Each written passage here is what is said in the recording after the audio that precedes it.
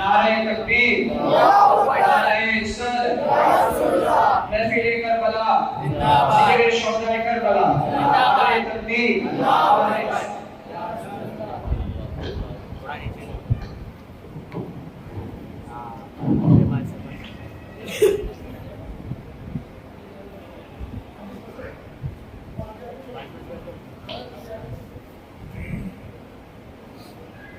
السلام علیکم ورحمۃ اللہ وبرکاتہ۔ الحمد للہ رب العالمین والعاقبۃ للمتقین والصلاة والسلام علی سید الانبیاء والمرسلین، اما بعد فاعوذ باللہ من الشیطان الرجیم، بسم اللہ الرحمن الرحیم۔ ولا تقولوا لمن يقتل في سبيل الله اموات بل احیاء ولكن لا تشعرون۔ صدق اللہ العلی العظیم وبلغنا رسوله النبی الامین الکریم، ونحن على ذلك لمن الشاہدین والشاکرین والحمد للہ رب العالمین۔ ایک بار نہایت ہی عقیدت و احترام کے ساتھ درود پاک پڑھیں۔ اللہم صلی علی سیدنا مولانا محمد وآلہ وسلم، صلاۃ و سلام علیکہ یا رسول اللہ یا حبیب اللہ صلی اللہ تعالی علیہ وسلم۔ عزیزان ملت اسلامیہ، آپ کے سامنے جس آیت مقدسہ کو میں نے پڑھنے کا شرف حاصل کیا، اللہ تبارک و تعالیٰ کے کلام میں یہ آیت بہت ہی مشہور و معروف ہے۔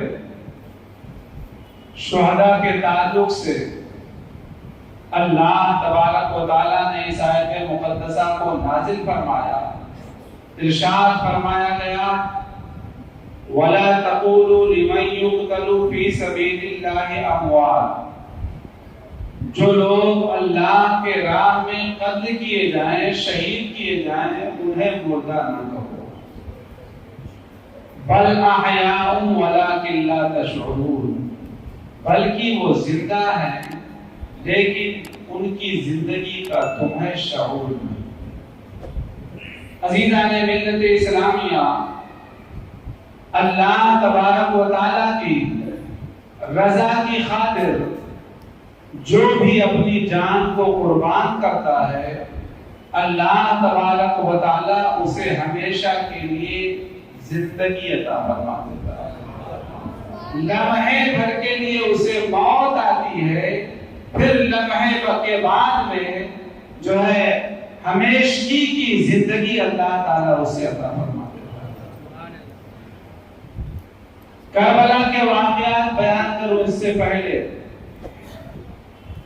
ہر زمانے کی طرح اس زمانے میں بھی بہت سارے جو دشمن اہل بیت ہیں، اللہ کے نبی صلی اللہ علیہ وسلم کے خاندان سے جو دشمنی رکھتے ہیں، جسے کتابی زبان میں خارجی کہا گیا ہے، ایسے لوگ ہمیشہ شہادت حسین رضی اللہ تعالی عنہ کو مسئلہ بنانے کی کوشش کرتے ہیں کہ وہ سیاسی جنگ تھی تو وہ تخت حاصل کرنے کی جنگ تھی۔ عزیزان ملت اسلامیہ، ایسا کہنے والے حضرت شیخ سعدی علیہ الرحمہ کی کتاب گلستہ بوستہ میں ایک مقولہ کہا گیا ہے، بے حیا باش و ہرچے خواہی کن، پہلے بے حیا ہو جاؤ، اس کے بعد جو چاہو کرو۔ اگر سخت ہی سے ان حضرات کو اتنا پیار ہوتا تو امام حسن تخت چھوڑ کر کے حضرت امیر معاویہ کے حوالے حدیث نہ کرتے، جبکہ حضرت امام حسن رضی اللہ تعالی عنہ خود ارشاد فرماتے ہیں، کافی دنوں کے بعد ان پر بھی اعتراض ہوا تھا، کسی نے کہا تھا آپ کے بارے میں لوگ کہتے ہیں کہ آپ اب تخت چاہتے ہیں، آپ نے فرمایا جب عربوں کے سر میرے ہاتھوں میں تھے، میں جہاں چاہتا وہیں ٹکا دیتا، تب تو میں نے تخت پر نظر نہ رکھا، تخت میرے معاویہ کے حوالے کر دیا، اب سے کیا سروکار ہو سکتا ہے؟ اور عزیزان ملت اسلامیہ جو ایسا سمجھتے ہیں اور کہتے ہیں کہ امام حسین سیاست کے لیے لڑے تھے، انہیں کوئی دلیل نہ دے کر کے میں صرف اتنا گزارش کرنا چاہوں گا کہ اب جب تمہارے گھروں میں بچے پیدا ہوں گے تو تم ان کا نام یزید رکھنا، ان کا نام شمر رکھنا، ان کا نام جو ہے اسی طریقے سے جو ظالمین تھے امر رکھنا، اس طریقے سے تم نام رکھنا۔ اگر تمہیں لگتا ہے وہ جماعت حق پر تھی تو تمہیں ان کا نام مبارک ہو، لیکن تاریخ گواہ ہے جو حق پر تھا ہر زمانے میں اس کا نام لوگوں نے پیار سے اپنے بچوں کا نام رکھا۔ اور یزید اگرچہ اس کا معنی صحیح ہے لیکن اتنا برا انسان تھا کہ اس کے بعد میں ہر کسی نے اس نام ہی کو ناپسند کر دیا۔ اللہ اکبر، یا رسول اللہ، زندہ باد۔ تو عزیزان ملت اسلامیہ، اور کہا گیا ہے صبر آدھا دین، صبر آدھا دین ہے۔ دونوں جماعتوں میں سے کون حق پر تھی؟ اگر اسے دیکھنا ہے تو جو آیت تلاوت کی گئی اس سے اوپر کیا ہے، یا ایھا الذین آمنوا استعینوا بالصبر والصلاۃ ان اللہ مع الصابرین۔ اے ایمان والو، نماز اور صبر سے مدد چاہو۔ دونوں چیزیں محترم اور مبارک ہیں، صبر بھی اور نماز بھی۔ لیکن اللہ تبارک و تعالی نے اگلا آیت کا جو جملہ ارشاد فرمایا، آیت کا اگلا ٹکڑا جو قرآن میں نازل ہوا، اللہ تعالیٰ نے ارشاد فرمایا ان اللہ مع الصابرین، بے شک اللہ صبر کرنے والوں کے ساتھ۔ وہاں دو جماعتیں تھیں، ایک جماعت 22,000 کا لشکر جرار کی صورت میں تھی، اور ایک جماعت 82 نفوس قدسیہ کی صورت میں تھی۔ اب اگر دیکھنا ہے حق پر کون تھا تو دیکھ لو صبر کس کے ساتھ تھا، صبر پر کون قائم تھا، اسی کے ساتھ حق تھا اور اسی کے ساتھ اللہ تبارک و تعالیٰ کی رحمت۔ اللہ نے فرمایا ان اللہ مع الصابرین، بے شک اللہ صبر کرنے والوں کے ساتھ۔ تو عزیزان ملت اسلامیہ، وہ جنگ سیاست کی جنگ نہ تھی بلکہ حق و باطل کا معرکہ تھا، حق و باطل کی گھمسان کی جنگ تھی عزیزان ملت اسلامیہ۔ اور اس جنگ میں امام پاک اور آپ کے جانثاروں نے حق کے وفا ادا کر دیا۔ اللہ تبارک و تعالیٰ کا جو پیغام تھا، اس کے رسول کا جو پیغام تھا، کوفیوں کو جو ہے سمجھانے کی کوشش کیا، لیکن ان لوگوں نے حق نہیں سمجھا۔ امام پاک رضی اللہ تعالی عنہ نے میدان کربل میں جو اپنی ذات پر مشتمل خطبہ دیا تھا، اس خطبے کا ٹکڑا سنو۔ کیا لوگو، کیا میرے ہی بارے میں میرے آقا اور مولا نے جس نبی کا تم کلمہ پڑھتے ہو، انہوں نے نہ فرمایا تھا کہ یہ دونوں جنتی نوجوانوں کے سردار ہیں؟ میرے چچا کیا جعفر تیار نہیں، اور میرے والد کی میرے والد کے چچا حضرت حمزہ رضی اللہ تعالی عنہ نہیں؟ غرض یہ اس طریقے سے آپ نے خاندانی اور صاف و کمالات پر مشتمل خطبہ ارشاد فرمایا۔ تاریخ دانوں کا کہنا ہے آپ کا خطبہ بہت اثر انگیز تھا، دوست دشمن سب رونے لگے، لیکن شمر وغیرہ جو ازلی بدبخت تھے، انہوں نے ہنگامہ کھڑا کر کے خطبے کا اثر ضائع کر دیا۔ عزیزان ملت اسلامیہ، امام پاک رضی اللہ تعالی عنہ نے ارشاد فرمایا اب جب کہ تمہاری آنکھوں پر حق سے پٹی بن چکی ہے، تمہاری آنکھوں پر پردے پڑ چکے ہیں، تمہارے دلوں پر مہر لگ چکی ہے، تو اب جو تمہاری مرضی کرے کرو۔ عزیزان ملت اسلامیہ، یہاں تک کہ ابتدا ہوتی ہے جنگ کی۔ یزیدی لشکر کا سپہ سالار عمرو بن سعد اپنے علم بردار لشکر زبید کو بلاتا ہے اور کہتا ہے کہ علم میرے نزدیک لاؤ، اور جب وہ علم نزدیک لایا تو اس نے پہلا تیر جوڑ کر کے حسینی لشکر کی طرف چلایا۔ عزیزان ملت اسلامیہ، سپہ سالار کا تیر چلانا تھا کہ پورا لشکر جلاد جوش میں آ گیا اور سب تیروں کمان چلانے لگے۔ عزیزان ملت اسلامیہ، اس طریقے سے کافی دیر تک گھمسان کی جنگ ہوتی ہے اور امام پاک رضی اللہ تعالی عنہ کے بھی جانثار برابر جواب دیتے ہیں۔ پھر ایک ایک کا مقابلہ شروع ہوتا ہے۔ یزیدی لشکر سے یسار اور سالم نکل کر کے آتے ہیں۔ امام پاک رضی اللہ تعالی عنہ کے جانثاروں میں سے حضرت حبیب بن مظاہر اور حضرت قریب بن حزیر رضی اللہ تعالی عنہ نکلتے ہیں تو امام پاک رضی اللہ تعالی عنہ نے منع کر دیتے ہیں۔ اتنے میں حضرت عبداللہ ابن وہب قلبی رضی اللہ تعالی عنہ امام پاک کے سامنے آئے۔ جوان آدمی تھے اور اپنی بیوی کے ساتھ میں چند ہی دنوں پہلے نکاح ہوا تھا۔ اپنی بیوی کے ساتھ میں عزیزان ملت اسلامیہ امام پاک رضی اللہ تعالی عنہ کے ساتھ جانثاری اور غلامی کا حق ادا کرنے کے لیے حاضر ہو گئے۔ حضرت عبداللہ ابن وہب آئے تو امام پاک نے سر پیروں میں دیکھا اور اجازت عطا فرمایا۔ عزیزان ملت اسلامیہ، جب یہ میدان کارزار میں آئے تو یسار اور سالم نے کہا ہم تمہیں نہیں پہچانتے، ہمارے مقابلے میں حبیب بن مظاہر کو یا قریب بن حزیر کو ان لوگوں کو آنا چاہیے تھا۔ حضرت عبداللہ ابن وہب نے فرمایا او ظالم، کیا تم مجھ سے لڑنے کو آگ سمجھتا ہے؟ یسار آگے تھا، آپ نے جھپٹ کر کے اس پر حملہ کر دیا تو عزیزان ملت اسلامیہ ایک ہی بار میں اسے فنا فی النار کر دیا۔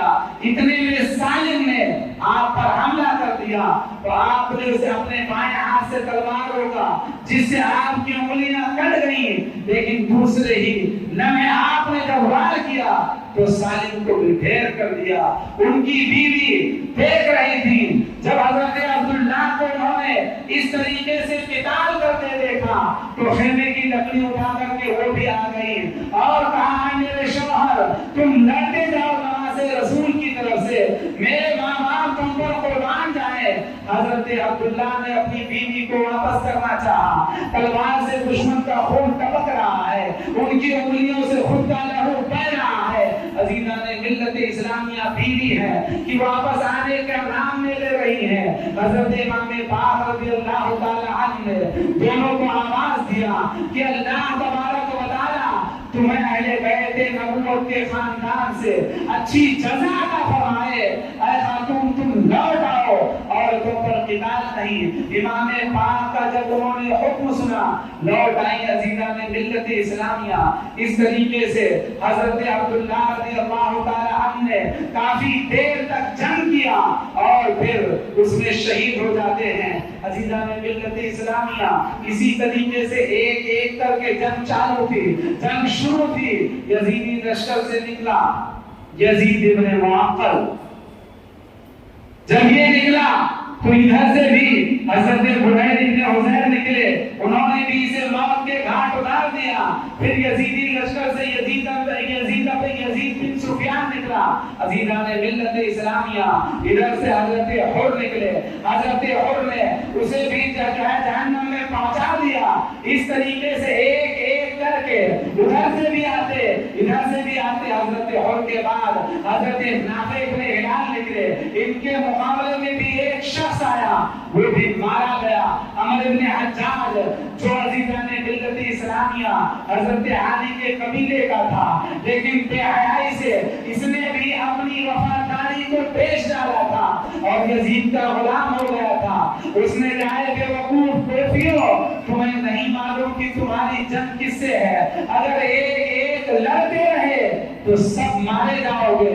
یہ وہ لوگ ہیں کہ تم جتنا زندگی سے پیار کرتے ہو اتنا وہ موت سے پیار کرتے ہیں، ایک ایک کر کے ہرگز نہ جاؤ ورنہ سب کے سب مارے جاؤ گے۔ عمر ابن سعد نے اسے پسند کیا اور کہا ٹھیک ہے، 500 سواروں کو، تیر اندازوں کو بھیجا کہ جا کر کے حملہ کر دو۔ اس طریقے سے امام پاک رضی اللہ تعالی عنہ کے لشکر پر جو مختصر سا تھا اس پر ان لوگوں نے حملہ کر دیا۔ کافی دیر تک امام پاک رضی اللہ تعالی عنہ کی طرف سے بھی اور ان کی طرف سے بھی جنگ ہوتی رہی۔ جب ظہر کی نماز کا وقت ہوا تو امام پاک رضی اللہ تعالی عنہ نے ارشاد فرمایا ان لوگوں سے کہو کہ ظہر کی نماز پڑھنے کا موقع دے۔ عزیزان ملت اسلامیہ، یہاں پر ہمارے لیے بھی سوچنے کا مقام ہے کہ امام پاک رضی اللہ تعالی عنہ میدان جنگ میں بھی نماز کی فکر میں ہے، کیونکہ امام کے سامنے رسول اللہ صلی اللہ علیہ وسلم کا فرمان تھا نماز کے بارے میں کہ من ترکھا فقد ہدم الدین، کہ جس نے نماز کو جان بوجھ کر کے چھوڑ دیا اس نے گویا کہ دین کے ستون کو اٹھا دیا۔ امام پاک کی طرف سے جب یہ فرمان ہوا تو ابن نمیر نام کا ایک خبیث تھا، اس نے کہا تمہاری نماز قبول نہیں ہوگی معاذ اللہ۔ حضرت حبیب ابن مظاہر رضی اللہ تعالی عنہ نے ارشاد فرمایا اے ظالم، تو ایسا سمجھتا ہے کہ نماز رسول کی نماز قبول نہیں ہوگی اور تیری قبول ہوگی؟ جب آپ نے اس طریقے سے اسے کہا تو وہ بھی آپ قبولہ ہو گیا اور ان پر حملہ کر دیا۔ انہوں نے جوابی حملہ کیا جس سے وہ گھوڑے سے نیچے گر گیا، کوفیوں نے اسے بچا لیا اور حضرت حبیب ابن مظاہر رضی اللہ تعالی عنہ پر چاروں طرف سے وہ ٹوٹ پڑے۔ آخر یہ کب تک لڑتے؟ یہ بھی شہید ہو گئے۔ عزیزان ملت اسلامیہ، جب یہ شہید ہوئے امام پاک رضی اللہ تعالی عنہ پر بہت گہرا اثر پڑا۔ آپ نے ارشاد فرمایا میں نے اپنی اور اپنے ساتھیوں کی جان اللہ کے حوالے کی۔ جب امام پاک رضی اللہ تعالی عنہ کو حضرت عمر نے حضرت زہیر ابن قین بجلی رضی اللہ تعالی عنہما نے رنجیدہ دیکھا تو یہ دونوں حضرات کوفیوں کی طرف ٹوٹ پڑے اور کافی دیر تک جنگ کرتے رہے۔ جب ایک میدان میں پھنس جاتا دوسرا اسے بچا لیتا۔ اسی طریقے سے کافی دیر تک جنگ ہوتی رہی۔ ایوب ابن بشرا کہتا ہے کہ حور کے جیسا میں نے جوان مرد آج تک نہیں دیکھا۔ جب اس پر تیروں کی بارش ہو گئی اور میرا تیر اس کے گھوڑے کے حلق میں پیوست ہو گیا تو گھوڑے سے ایسے کود پڑا جیسے شیر ببر کود پڑتا ہے اور رجزیہ شعار پڑا کہ میں حر ہوں، میری ماں نے میرا نام حر رکھا تھا، میں جنگ کے وقت بس ہمتی دکھانے والا نہیں، میں شریف ہوں۔ عزیزان ملت اسلامیہ، اس طریقے سے حضرت حر اور حضرت زہیر ابن قین بجلی رضی اللہ تعالی عنہ بھی کافی دیر تک لڑتے رہے اور پھر شہید ہو جاتے ہیں۔ شاعر نے انہی کی شہادت پر کہا کربلا والوں نے روشن کر دیا اسلام کو، کربلا والوں نے روشن کر دیا اسلام کو، شمعیں گل ہوتی گئی اور روشنی بڑھتی گئی۔ عزیزان ملت اسلامیہ، غزے کے کربلا کی تاریخ میں اگرچہ امام پاک کے جانثار لشکر یزید کے سامنے آٹے میں نمک سے بھی کم تھے، لیکن کسی کی بھی کتاب میں ایسا نہیں ملتا کہ جب تک کہ جانثاران امام پاک موجود تھے کوئی ایک بھی ہاشمی گھرانے کا فرد زخمی تک نہیں ہوا۔ ایسی وفاداری کی مثال نہیں ملتی۔ عزیزان ملت اسلامیہ، پھر جب جانثار ایک ایک کر کے ختم ہو گئے تو حضرت عقیل رضی اللہ تعالی عنہ کے پوتے اور حضرت امام مسلم رضی اللہ تعالی عنہ کے صاحبزادے حضرت عبداللہ ابن مسلم آئے اور کہا چچا جان اب مجھے اجازت دیجیے، حضرت امام پاک نے ان سے فرمایا بیٹا ابھی تو تمہارے باپ کی جدائی کا گہرا اثر ہمارے دلوں پر ہے اور اب تم بھی اجازت لے رہے ہو۔ امام پاک سے انہوں نے کہا چچا جان میں بھی اپنے باپ کے پاس جانا چاہتا ہوں، آپ مجھے اجازت دے دیں۔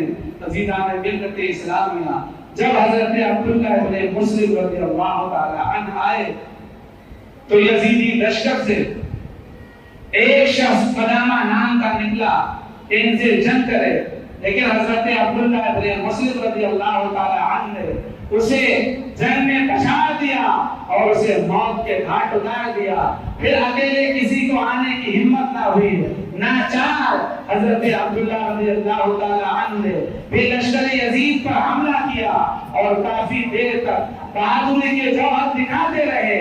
آخر ایک ظالم نے آپ کو تیر مارا، آپ کی جو پیشانی پر آ رہا تھا، تاریخ میں آیا ہے کہ آپ نے تیر کو پیشانی سے بچانے کے لیے جب اس طریقے سے ہاتھ ماتھے پر رکھا تو عزیزان ملت اسلامیہ تیر ہاتھ میں پیوست ہو گیا اور پھر پیشانی میں بھی جا کر کے گھس گیا، جس سے آپ کا ہاتھ پیشانی میں چپک کر رہ گیا۔ تو آپ نے اس وقت دعا کیا تھا کہ مولا جس طریقے سے ان ظالموں نے اہل بیت رسالت کو ذلیل و رسوا کیا اور ستایا جو ہے ظلم و ستم کیا، اس سے کہیں زیادہ ان سے بھیانک انتقام لینا۔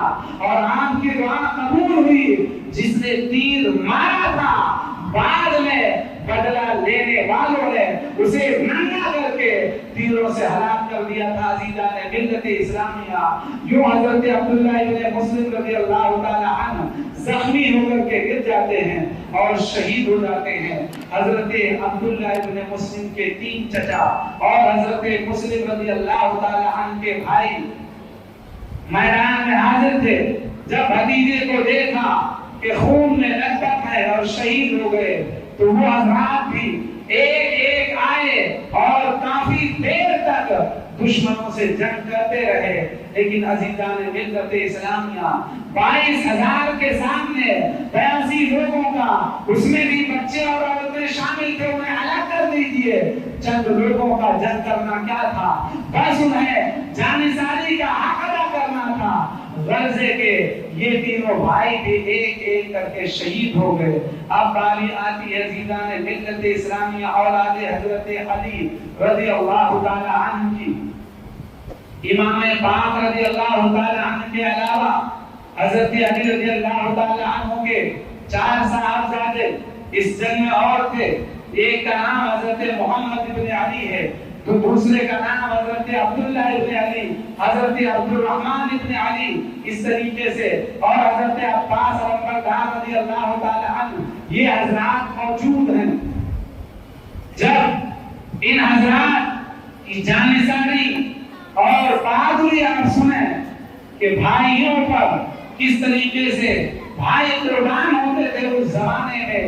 حضرت عباس علمبردار رضی اللہ تعالی عنہ کی والدہ کا نام حضرت ام البنین تھا اور وہ کوفہ کی رہنے والی تھی۔ جب شمر خط لے کر کے عمر ابن سعد کی طرف آ رہا تھا تو وہاں پر حضرت عباس علمبردار کے ماموں کا لڑکا بیٹھا ہوا تھا جس کا نام عبداللہ بن ابی معاذ بتایا گیا ہے، وہ کوفہ کے رئیسوں میں تھا۔ اس نے کہا کہ ہمارے خاندان کی بیٹی کے بیٹے ہیں وہ لوگ، انہیں تم امان نامہ لکھ دو۔ عمر ابن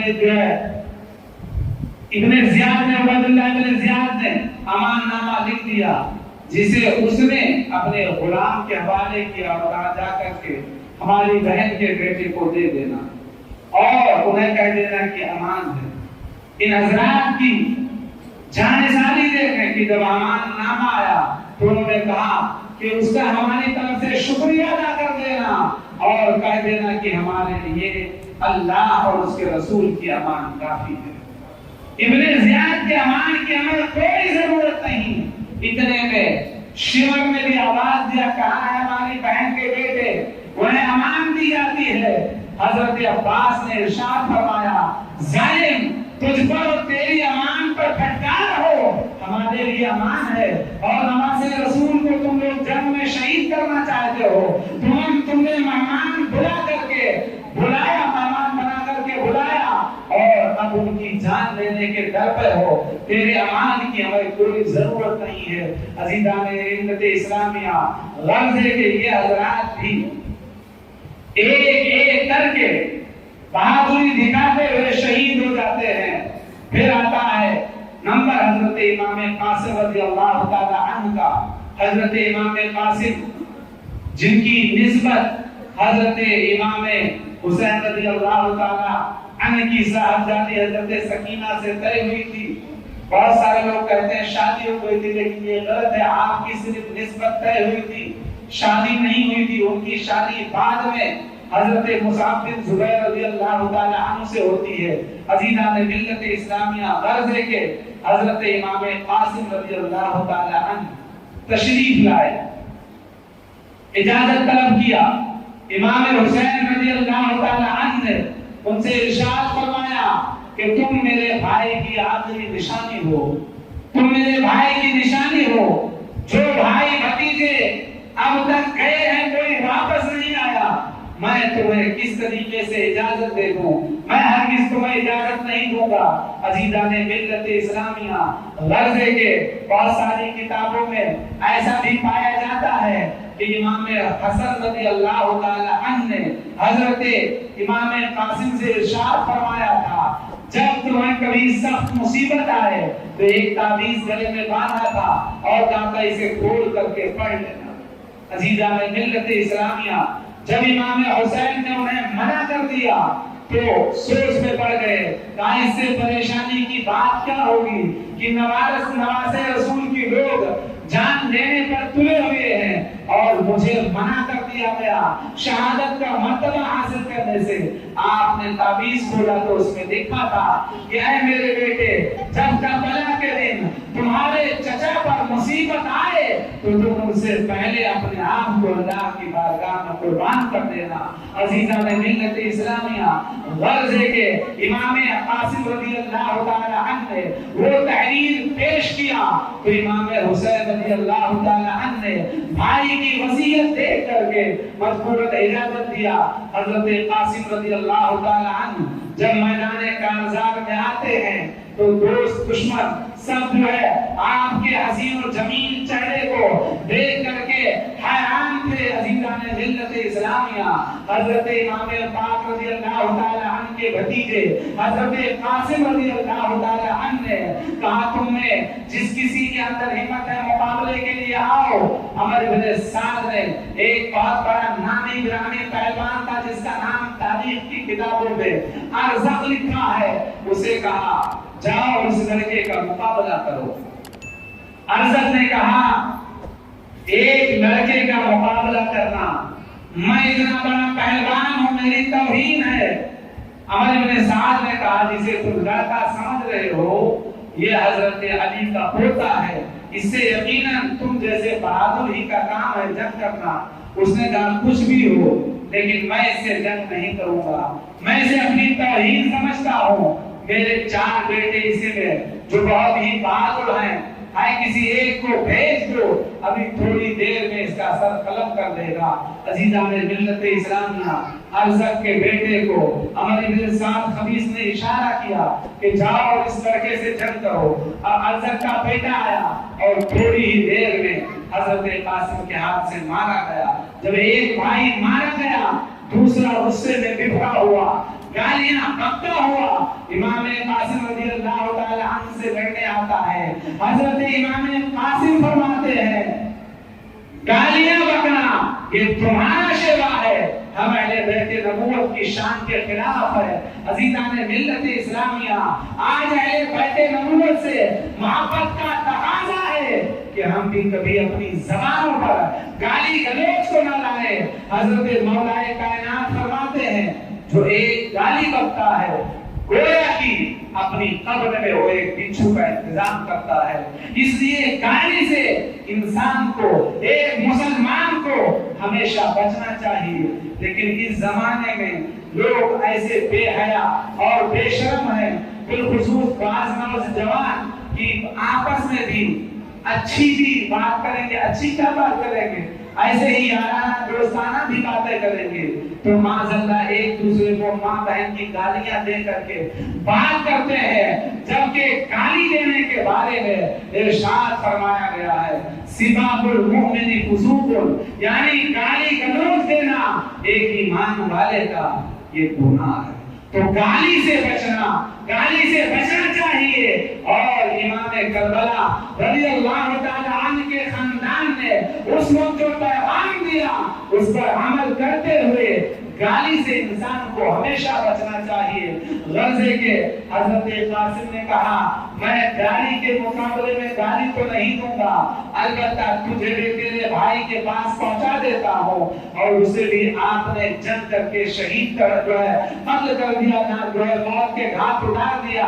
عزیزان ملت اسلامیہ اس طریقے سے افضل اب بہت ہی غصے میں آیا، لیکن وہ آتا اس سے پہلے اس کا تیسرا بیٹا آیا، وہ بھی امام پاک رضی اللہ تعالی عنہ کے بھتیجے حضرت قاسم کے ہاتھ مارا گیا۔ چوتھا آیا، وہ بھی مارا گیا۔ غزے کے جتنے آتے رہے سب کے سب مارے جاتے رہے۔ ارزن جو اب تک اپنی توہین سمجھ رہا تھا اب جنگ کرنے کے لیے بیتاب ہے، حضرت امام قاسم رضی اللہ تعالی عنہ کے سامنے آ گیا اور کہا لڑکے خبردار ہو جاؤ، میں بہت ہی بہادر ہوں، شام اور مصر میں میری بہادری کا چرچا ہے، اگر میں وار کروں گا میرے وار سے بچ نہ سکو گے۔ حضرت قاسم رضی اللہ تعالی عنہ نے پہاڑ جو ہے فرمایا عرض گوش کی دوا کرو، تمہاری بہادری کہیں اور چلتی ہوگی، ہماری رگوں میں حضرت علی کا خون دوڑ رہا ہے، جب تم ہم سے جنگ کرو گے تمہیں پتہ چلے گا۔ غرضے کے عزیزان ملت اسلامیہ اس طریقے سے آپ نے اسے منہ توڑ جواب دیا۔ پھر آپ کے ہاتھ میں اس نے اپنے بیٹے کی جب تلوار دیکھا کہا یہ تو میرے بیٹے کی تلوار ہے، یہ تمہارے پاس کیسے آئی؟ کہا آپ نے ازائے مذاق کہا، مذاق اڑاتے ہوئے کہا تمہارا بیٹا دے گیا ہے تاکہ اسی تلوار سے تمہارا بھی سر کاٹ دو۔ عزیزان ملت اسلامیہ حضرت امام قاسم رضی اللہ تعالی عنہ پر اس نے حملہ کیا، جو آپ نے خالی کر دیا، آپ نے حملہ کیا، وہ بھی وہاں بچا گیا۔ اس طریقے سے کافی دیر تک مقابلہ ہوتا رہا۔ ادھر امام پاک رضی اللہ تعالی عنہ نے جب اپنے بھتیجے کو اتنی بڑی عمر کے بہادر کے ساتھ جنگ کرنے دیکھا تو آپ نے بارگاہ خداوندی میں دعا کیا کہ مولا اس شیطان سے میرے بھتیجے کی حفاظت فرما۔ آپ کا دعا کرنا تھا کہ حضرت قاسم رضی اللہ تعالی عنہ کے ذہن میں ایک ترکیب آئی اور جنگ کے تحت آپ نے ارشاد فرمایا ارزق ہم نے تو سنا تھا کہ تو بہت بڑا بہادر ہے، لیکن تجھے تو گھوڑے کے زین بھی کسنا نہیں آیا، ان قریب تو گھوڑے کے زین سے گرنے والا ہے۔ جیسے اس نے گھوڑے کے زین کو چھپ کر کے دیکھا آپ نے اس پر وار کر دیا۔ ارزق کہہ رہا تھا بے بچے تو نے مجھے دھوکہ دے کر کے مارا۔ حضرت قاسم نے فرمایا جنگ نامی دھوکے کا، تو اپنے آپ کو بڑا چالاک کہہ رہا تھا۔ اس طریقے سے امام قاسم رضی اللہ تبارک تعالی عنہ نے ارزق اور اس کے 4 بیٹوں کو موت کے گھاٹ اتار دیا۔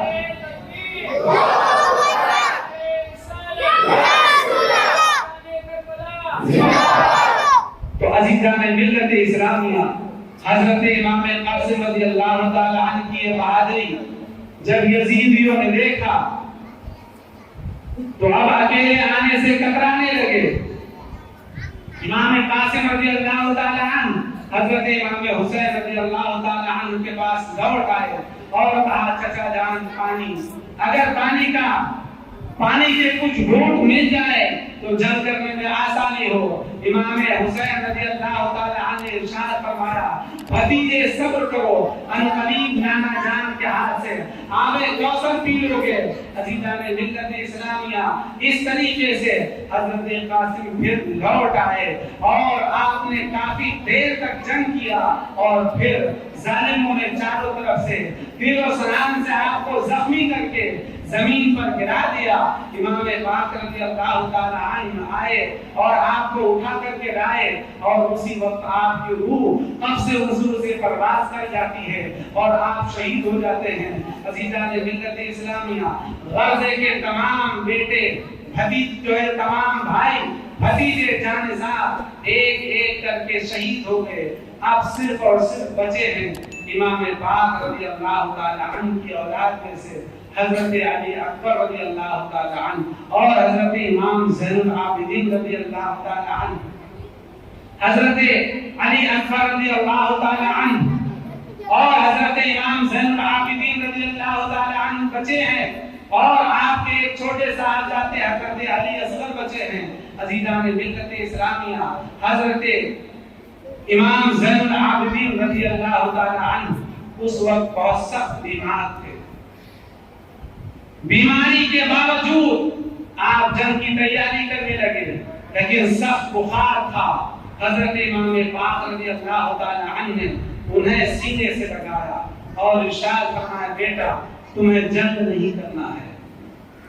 اگر تم بھی شہید ہو گئے، علی اکبر بھی شہید ہو گئے، تو پھر کون اہل بیت کی عورتوں کی دیکھ ریکھ کرے گا؟ ان کا محرم کون ہوگا؟ تمہیں جنگ نہیں کرنا ہے. اس طریقے سے آپ نے انہیں منع کر دیا اور اپنا سانپا اٹھا کر کے حضرت امام زین العابدین رضی اللہ تعالی عنہ کے سر پر باندھ دیا اور ارشاد فرمایا، بیٹا اللہ تبارک و تعالی جو کسی باپ سے بیٹے کو جزا مل سکتی ہو، اللہ تعالیٰ تمہیں ہماری طرف سے وہ جزا عطا فرمائے. اور یوں حضرت امام زین العابدین رضی اللہ تعالی عنہ کو آپ نے منع کر دیا. عزیزان ملت اسلامیہ، آپ کی کھلی ہوئی یہ بھی ایک کرامت ہے کہ یزیدی جو سارے کے سارے لوگوں کو ایک ایک کر کے شہید کرتے جا رہے تھے، لیکن امام پاک رضی اللہ تعالی عنہ نے امام زین العابدین سے فرمایا، تمہیں زندہ رہنا ہے. اور ویسا ہی ہوا جیسا میرے امام نے فرمایا تھا. ورنہ 22,000 کے لشکر جنرال کے سامنے یہ کہہ دیا کہ فلاں جوان زندہ رہے گا، یہ کوئی جو ہے معمولی بات نہیں ہے. جو ایک ایک جانثار کو، ایک ایک بھائی اور بیٹے بھتیجے کو شہید کر رہے ہیں، وہ کس طریقے سے امام زین العابدین کو زندہ چھوڑ دیتے. لیکن آپ نے فرمایا تمہیں زندہ رہنا ہے. جو لوگ کہتے ہیں کہ نبی کے بارے میں کیوں علم غیب نہیں تھا، امام کا علم دیکھو کہ امام فرماتے تمہیں زندہ رہنا ہے، تم سے نسل حسینی آگے رہے گی. اور ویسا ہی ہوا کہ نسل حسینی حضرت امام زین العابدین رضی اللہ تعالی عنہ سے آگے بڑھی اور اتنی سارے مصائب کے باوجود امام زین العابدین رضی اللہ تعالی عنہ کو کسی نے شہید نہیں کیا. تو عزیزان ملت اسلامیہ، امام پاک رضی اللہ تعالی عنہ نے اس طریقے سے اپنا اور اپنے خاندان کا جانوں کا نذرانہ پیش کر کے اللہ اور اس کے رسول کی بارگاہ میں سرخرو ہو گئے اور قیامت تک کے لیے دین میں رکھنا اندازوں کے لیے، دین میں رکھنا ڈالنے والوں کے لیے آپ نے ایک مثال پیش کر دیا کہ اے میرے نانا جان کے امتیوں، جب کبھی دین پر کوئی برا وقت آئے، دین کے احکام کے تعلق سے کوئی مداحنت برتی جائے، کوئی دین میں خلل انداز کرنے کی کوشش کرے، خلل ڈالنے کی کوشش کرے، تو تم بھی اپنی جانوں کی پرواہ کیے بغیر اس طریقے سے دین کے سامنے، دین کے احکام کے سامنے اپنے سینے کو تان کے کھڑے ہو جانا اور دین کے لیے ڈھال بن جانا. دین کے اندر کوئی بگاڑ آنے ہرگز نہ دینا. یہی حضرت امام پاک رضی اللہ تعالی عنہ کا پیغام ہے. امام پاک کی شہادت انشاءاللہ اور حضرت علی اکبر کی شہادت آپ کل سماعت کریں گے. اس سے پہلے کل کے تعلق سے جو عاشورے کا دن ہے کچھ باتیں سماعت کر لیں. کل کے دن بہت سارے لوگ بہت ساری خرافات کے اندر مبتلا ہو جاتے اور اسے امام کی محبت کا نام دیتے.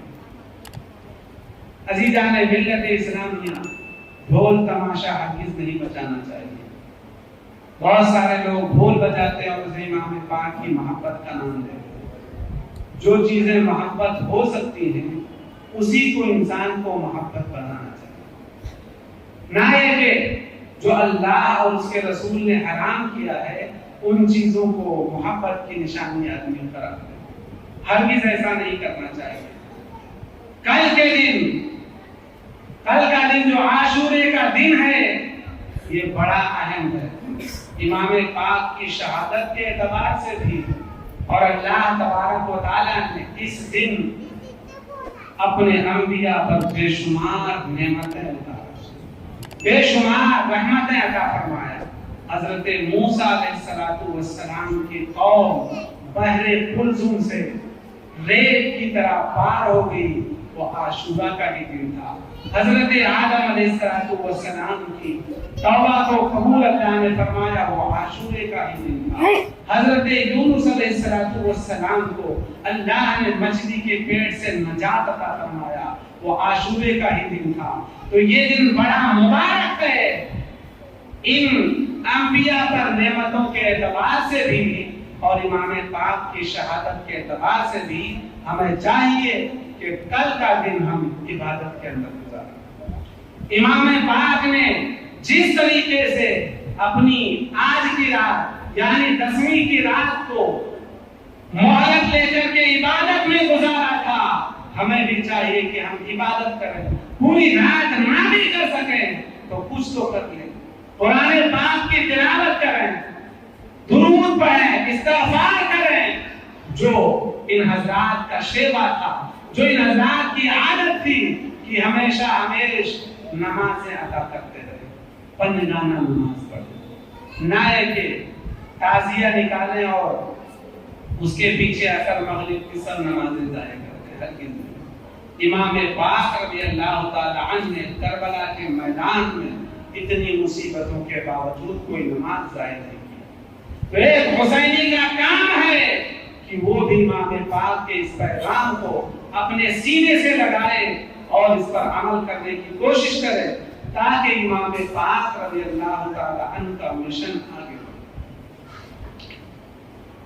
یقیناً امام پاک رضی اللہ تعالی عنہ نے مشن جو پیش کیا کوئی نہ کوئی تو اسے سینے سے لگا کر کے آگے بڑھائے گا، لیکن یہ ہمیں اپنے بارے میں سوچنا چاہیے کہ ہمیں اس مشن سے کتنا پیار ہے، ہم اس مشن کے لیے کیا کچھ کر سکتے ہیں۔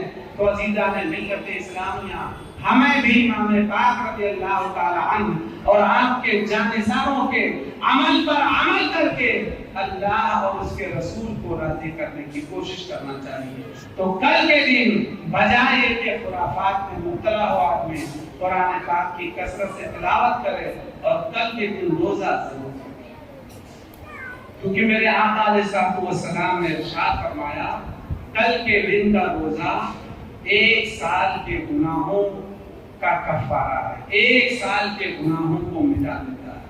اور ماہ محرم میں کسی بھی دن روزہ، ماہ محرم کا ایک روزہ عزیزان ملت اسلامیہ 1 مہینے کے روزے کے برابر۔ سبحان اللہ۔ تو اس مہینے کا اسلامی سال کا پہلا مہینہ ہونے کے اعتبار سے بھی، حضرت آدم علیہ السلام کی توبہ کی قبولیت کے اعتبار سے بھی، اور انبیاء کرام پر نعمتوں کے نازل ہونے کے اعتبار سے بھی، اور امام پاک رضی اللہ تعالی عنہ کی شہادت کے اعتبار سے بھی ہمیں خوب احترام کرنا چاہیے۔ اور احترام یہی ہے کہ امام پاک رضی اللہ تعالی عنہ کی سیرت پر عمل کر کے اپنے رب کو اور اپنے رسول کو راضی کریں۔ اللہ کی بارگاہ میں دعا ہے کہ مولا تعالی ہمیں آپ کو سب کو ان سب باتوں پر عمل کی توفیق عطا فرمائے، اور سید الشہداء امام حسین رضی اللہ تعالی عنہ کے فیضان و برکات سے ہم تمام کو مال فرمائے۔ کل انشاءاللہ تعالی دن میں 11 بجے پروگرام ہوگا اور شہادت کا بیان ہوگا۔ آپ حضرات سے گزارش ہے کہ وقت پر حاضر ہوں۔ کل انشاءاللہ شہادت کا حضرت امام پاک کی شہادت کا بیان ہوگا۔ کل عاشورے کا دن بھی ہے، عاشورے کے دن میں جو ہے دعائے عاشورہ پڑھی جاتی ہے وہ بھی انشاءاللہ تعالی ہم لوگ اجتماعی طور پر پڑھیں گے. آپ حضرات سے گزارش ہے کہ کل وقت پر تشریف لائیں. وہاں علینا